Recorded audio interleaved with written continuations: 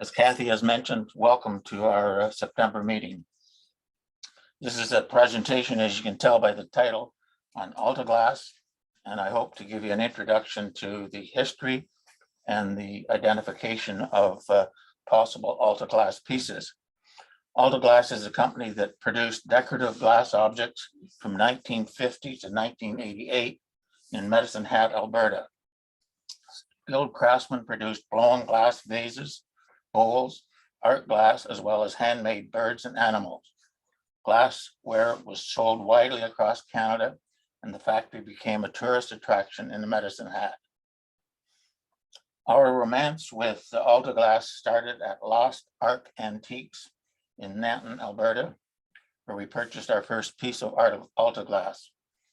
The building containing the antique shop is one of the first buildings built in Nanton, circa 1903, and helped to encourage the commerce in the area, which is approximately 60 miles south of Calgary in grassland country. Throughout the presentation, I have inserted pictures of birds and animals from our collection, and they represent one of the staple lines of Altaglass production. Medicine Hat is on the Trans-Canada Highway, about 180 miles southeast of Calgary. In 1883, the CPR reached and crossed the South Saskatchewan River. In the process of drilling for water, the railroad construction crews discovered an enormous natural gas field.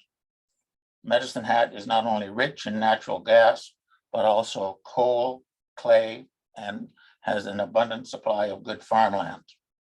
The city in its early days was known as the Pittsburgh of the West. Medicine Hat is adjacent to the town of Radcliffe, where Dominion Glass Company established a glassworks in 1913. The Esplanade Art and Heritage Center is where art and heritage comes alive. The facility contains a vibrant art gallery, a prized museum, an intimate studio theater, a dynamic education suite, and an expansive public archives.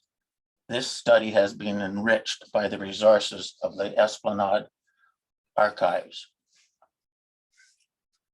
John Furch was an employee of the Glass Guild Company in Stratford, Ontario, and looking for business opportunities. Joseph Harlan Newell was a businessman and broadcaster in Medicine Hat and recognized a business opportunity. Glass buttons was a specialty product of the Glass Guild Company. Yule purchased the equipment and supplies in March of 1950 for $7,500, contingent upon John Furch and his son-in-law, Leslie Stagg, moving to Medicine Hat. $20,000 of equipment was rented from the Medicine Hat pottery. The Glass Guild name was not available in Alberta, so originally the company was named Altaglass, division of Alberta Potteries Limited. It is probably obvious, but the name Altaglass is derived from the abbreviated version of Alberta and glass. Joseph Yule appears as an employee of the new company until 1952, and John as the plant manager. In 1953, John is listed as the proprietor of Altaglass. In 1964, Leslie Stagg is the vice president, and Margarita Stagg is the secretary treasurer. John not only had skills as a glassmaker, but also an engineer, blacksmith, welder, and made and built the equipment needed for glass production. Marguerite Stagg is John's daughter, married to Leslie, and had a son also by the name of Leslie, thus Leslie Jr. Leslie Jr. was involved in the business working as a summer student from 1977 to 1980. Marguerite managed order entry and all of the paperwork. She was also involved in some of the light manufacturing details. Glass buttons were one of the first products produced in Alberta, but only for 2 years. By this time, John had built the furnaces to melt the batch mixtures for the press and freehand production.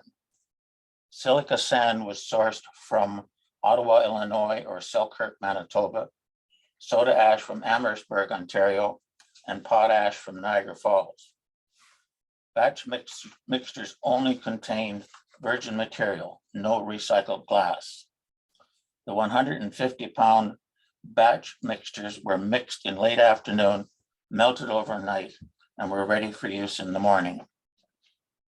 Coloring agents were added and selected in runs, with the lightest colors, clear and white, melted in the first days, followed by honey, aqua, mauve, turquoise, purple, and then black. In the beginning, wooden molds were used, but quickly broke down due to the extreme heat. Metal molds were ordered from England and remained in use until 1981 during the furnace operating years. John Furch had limited glass experience, but developed his skills by specializing in the production of glass swans. As noted on the price list, swans were made in 4 sizes, plus a swan planter. The items were identified in the price list as number 2 swan, number 3 M swan, number 4 L swan, number 5 L swan planter candy dish, and then number 6 L swan planter. Sizes of swans cannot be judged by height because of the free-form necks. Body size is the distinguishing feature. These are photos circa 1988 of the 3 glass-fired melting pots and glory holes, and the annealing oven and the packing table area. 2 pots were used at any given time, and the third as a standby. The move to 3 pots occurred in 1960 when Manuel Esteban and Francisco Ribas joined the team. From 1960 onwards, these 5 individuals were the backbone of the company. 6 other employees worked for the company in the early years. There were also 3 seasonal workers. Charles Sinclair joined the company in 1980, making a significant contribution with his lamp work skills.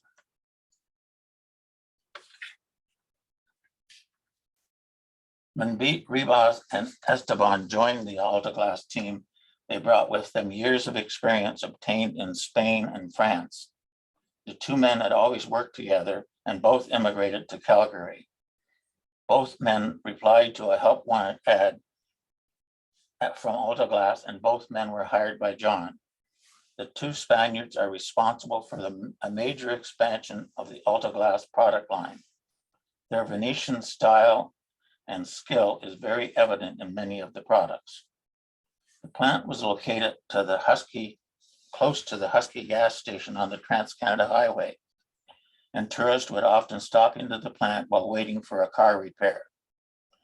This photo also illustrates how the company encouraged school children to visit and experience the process of glassmaking. In a conversation with Carol Spicer, who now lives in Port Hope, she can remember as a youngster taking a bike ride to the factory to watch the men blowing glass. Fortunate for us, many of the Altaglass products are marked either with an engraving or a pressed image in the base or an applied label. In the upper left is an example of the solid AG in a diamond and the mold that it was made from. The next is the dotted pattern AG in a diamond, and then an example of the round earliest sticker, the 1950 version, which was replaced by a diamond version. And then in the centennial year, a special sticker was developed to mark the 100th anniversary of Canada. The hand engraving in the bottom right would be the work of Marguerite Stagg, who was the individual that engraved the pieces of glass, but some of the engravings may have been performed by young adults after school. The stylized A in Altaglass is a characteristic of Marguerite's handwriting. The details of the engravings varied from just the company name and date to also include the glassworker's name or initials. You may also find a piece with a birthday or an anniversary greeting. Engravings were not a regular practice, and in many cases it was for commemorative pieces. The use of the various labels overlapped one another in time.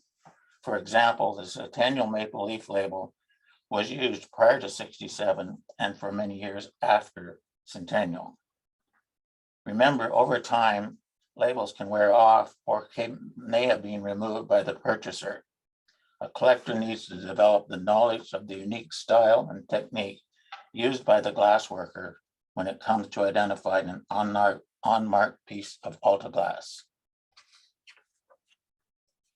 This piece is etched 1952 and was made by John Furch. You can read his initials there in the little graphic on the right-hand side. One of the very early pieces of art glass, which indicates that John had developed glass-making skills beyond just swans. Note already the use of the black diamond-shaped sticker. An amber-colored vase dated 1964. An amberina pitcher with an applied amber handle and neck featuring controlled stripes. The Centennial sticker is noted on the side, and this is a style that was obviously influenced by Esteban and Ribas. It's 10¼ inches tall and 3½ inches wide. This piece is identified as number 654/4 in a catalog, but the price is not listed in the price list, so there is no additional information. And as noted, it is dated 1968. This is a vintage 1979 mouth-blown controlled bubble technique shark which has a hollowed out mouth of some 4½ inches deep. The initials ES engraved in the base probably makes reference to one of the Stagg family members. Paperweights are identified by the number 100B and described as glass ornaments, and in this case, bubble design, and listed for the wholesale price of $2.10. This water pitcher is identified as number 183 and called a medium pitcher with the wholesale price of $3 or $3.50.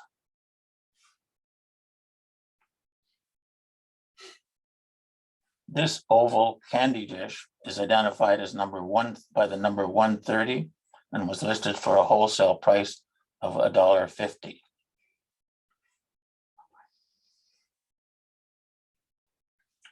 The decorative table centerpiece is identified in the 1968 catalog as number 144/CRL and referred to as a curled centerpiece and sold at the wholesale price of $3.50.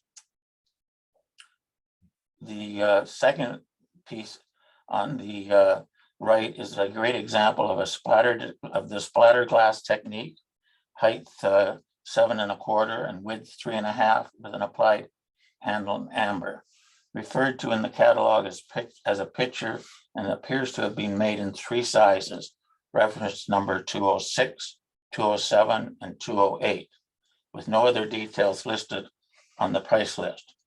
Both of these pieces are part of our collection. The table center piece on the left is identified in the catalog as number 338, and we recently purchased this piece in Smiths Falls, Ontario. The drinking mug on the right is identified as number 180 and listed at a price of $1.30 each.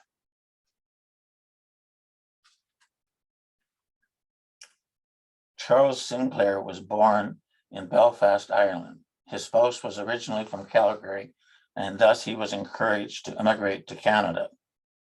He had 25 years experience of flame work. He applied for a job at the Dominion Glass Company in Radford, but as you know, Dominion Glass was mass producing glass containers and bottles, and so his skill sets were referred to Altaglass. Charles had no experience with molten glass and blowing and the manipulation of glass into a shape. He would work with Francisco Ribas in the morning on furnace work and then turn to his skills with flame work in the afternoon. John Furch had passed away in 1976, and the Stagg family became the driving force behind the company. Ribas and Esteban retired in 76, but Ribas returned to work part-time for another 5 years. Sinclair's involvement was coincidental with the huge increase in the price of natural gas and the decision to discontinue furnace work. This is an example of one of Charles's work piece. It would probably be a souvenir item that was sold at the RCMP musical rides. And probably another souvenir piece of a cowboy with horse and lasso, and may have easily been a souvenir piece of the Calgary Stampede. I purchased this horsehead spoon from a vendor in Tillsonburg. I relied on the label to identify it as a piece of Altaglass, but had found no other references in any of my research. I considered this piece as unusual, but recognized that it could be a 1980s piece and probably produced by Charles. The Esplanade archives contain 8 boxes of records, and one of the file records inside of box number M 2010-16-3 was identified as drawings. A careful search of the drawings revealed this particular drawing titled Spoons, and illustrates the possibility of 11 with the horse head in the bottom row, third from the left. The horse head is complete with an open mouth, nostrils, and twisted handle.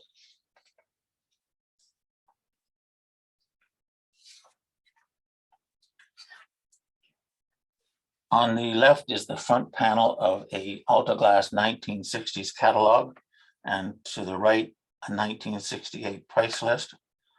The 1968 catalog was produced in full color and consisted of 8 pages. Note the product number and corresponding prices, e.g. product number 203T, tall bud vase, assorted colors, $2.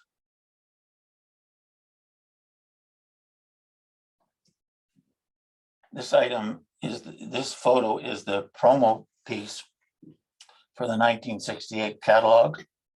The background of the photo is a flare off of gases at a wellhead in the Medicine Hat area. The item on the right of the promo is the same item pictured to the right of the page, but in amber and splattered glass swirl, 12 inches tall and 5 inches wide. In the price list, it is described as number 236J, antique style bud jug, and listed at the wholesale price of $4 to $4.50. The amber bud jug came home as a souvenir of our visit to Medicine Hat. Altaglass products were available at major outlets such as Eaton's, Woolworth, Hudson's Bay, and also many independent stores. Among John Furch's many contributions to the company was his responsibility for marketing. John would travel by train across the country and with sample cases and order forms. Products were also displayed at local trade shows, media events, and any Buy Alberta campaign events. Dignitaries visiting Medicine Hat were often presented with a special piece of Altaglass and an invitation to tour the glass facility. Custom orders to recognize special events were also welcomed, but sometimes would interfere with the day-to-day workflow. On the left is a piece of correspondence dated 1955, and it is with a jeweler located in Windsor, Ontario. This indicates that a market was already established in Ontario. On the right is a 1986 invoice for 30 pieces of lamp work, products that were invoiced for a total value of $233.50. Note that both sales tax and delivery costs were included in the price, and delivery was by rail or bus. In 1979, there was a world oil crisis, which forced the federal government to rekindle the need for a national energy program. The program introduced a rising federal tax on all natural gas of 8%. The federal share of petroleum production income rose from 10% to 24% over the 1980-83 period. Natural gas prices increased by some 240% in just 2 years. The passing of John was a major blow to the company, and then came the weak economy of the 1980s. Home decorating styles had also changed in a major way. The company had a large inventory of glass, and the cost of natural gas was escalating. In 1981, the furnaces were shut down for repair, and after considerable discussion, the decision was made to not put them back into working order. Charles Sinclair continued to produce lampwork products. The consumption of natural gas was substantially reduced. Marguerite sold glass from inventory. In early 1980, the company closed. In 2003, all of the paperwork and records of the company were part of the estate of Marguerite Stagg, and they were transferred to the Esplanade archives, and thus have become the great resource to find answers to many of our questions. One question still remains. Early evidence seems to indicate that the paperweight souvenir from the 1971 Glasfax seminar in Hamilton, Ontario, may have been made by Altaglass. The search for an answer continues.